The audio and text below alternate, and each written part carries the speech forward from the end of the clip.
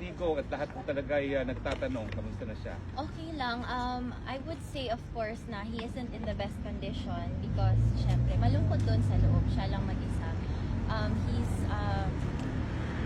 kumbaga hindi ideal yung appetite niya pero he was very happy to see us today. In high spirits siya kasi malapit na kaming makumpleto. Magkakapatid kaming apat. So of course yan yung special request niya is makita niya yung apat niya anak. Kailan po kaya makakarating si Acting Mayor Baste? Ewan ko. Pero text namin maya, tanungin namin. Pero I know malapit na yun kasi nag-open na rin siya ng Hadayawan doon and pinano na niya yung biyahe niya papunta dito. Ano naman pong napag-usapan ninyo ngayon? Actually, no, I was the latest to arrive today. Pagdating ko, as I entered the room, si Manong Pulong nandun nakaupo sa sahig, nagmamasahe na nakakaas. As usual.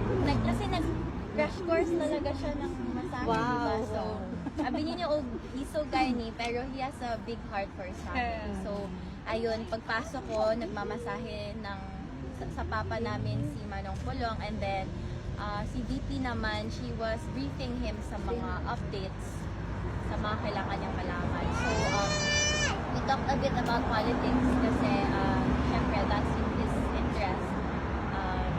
Sinabi ni VP about yung mga ghost projects. Flood control. Flood control. Anong sabi po ni Tatay Dico? Ayun, madami siyang tanong about it, but of course, may limits din. Pwede namin pag-usapan doon sa loob. And then, we shifted to family matters. Mga bilin niya sa aming magkakapatid. Of course, may instructions siya sa bawat isa, especially kay Manong as the eldest son. Pero sabi naman namin na, di bale, hintayin mo na lang si PM Sebastian kasi papunta na rin siya.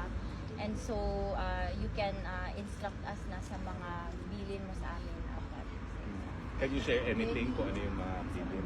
Hindi naman too personal. Ano naman, yun pa rin, the first thing talaga no is to take care of each other. He emphasized the value of family and how important the family bond is. Kasi ang hirap kung kalaban mo na lahat, kalaban mo pa yung pamilya mo. So, he always reminds us to take care of each other as siblings and to look out for each other, you know.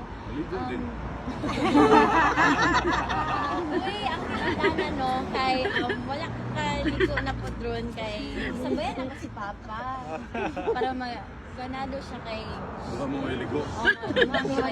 So yes, yan yung bilin niya talaga sa amin. Take care of each other, look out for each other, and always remember the value of family.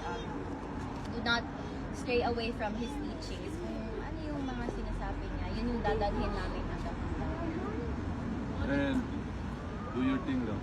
Do my thing. Hindi mo na kailangan ng signature. Okay. Kaya mo daw yan. Okay. With the marching order, we'll do it.